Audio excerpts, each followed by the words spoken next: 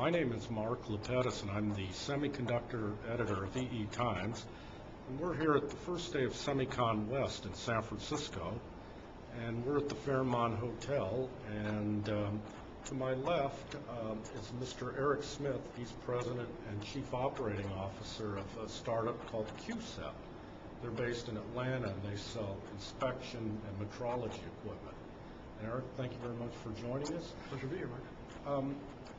In terms of what do you see in the area of inspection and metrology at the current nodes and going forward? There's got to be a lot of challenges and issues. Yeah. Well, the defect that we look for, which is non-visual defects, those defects have been around for a number of years. They've been called out on the ITRS roadmap. We see those defects becoming even more of a problem than they already have been. Typically the industry has always gone with shrink, shrink, shrink. Now they're going shrink, but they're also using a number of different types of materials.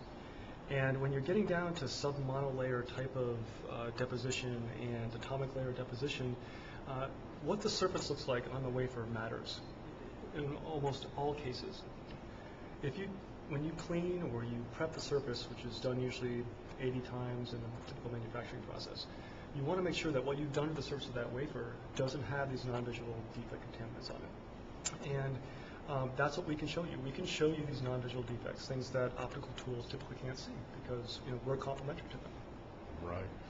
Now, where do you see the opportunities in the IDMs, the foundries, or where are the opportunities out there? Well, it's interesting.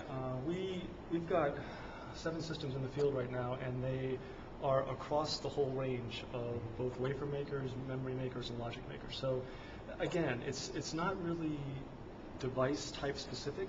It's anytime you touch the wafer or do something to the surface of the wafer, something happens to that wafer, and oftentimes there are these non-visual defects that are left over. And it doesn't matter really about the device. Right. Today at an analyst meeting, a CEO in the industry talked about startups, and especially in this particular cycle of the equipment industry. Where do you see the startups in terms of, is it going to be difficult for startups like QCEP, or is it going to be, are you fending off acquisition bids, or do you see yourselves ramping up very quickly? Right. Well, certainly semiconductor equipment space is not a sexy space. People are much more interested right now in green fuels, right? Something investing in that area. We're very fortunate to have a very strong number of investors that have been with us for a long time. Some very strong angel investors. Paul O'Neill, for instance, is on our board. David Lamb's on our board. And these folks know that the semiconductor equipment space needs some patience.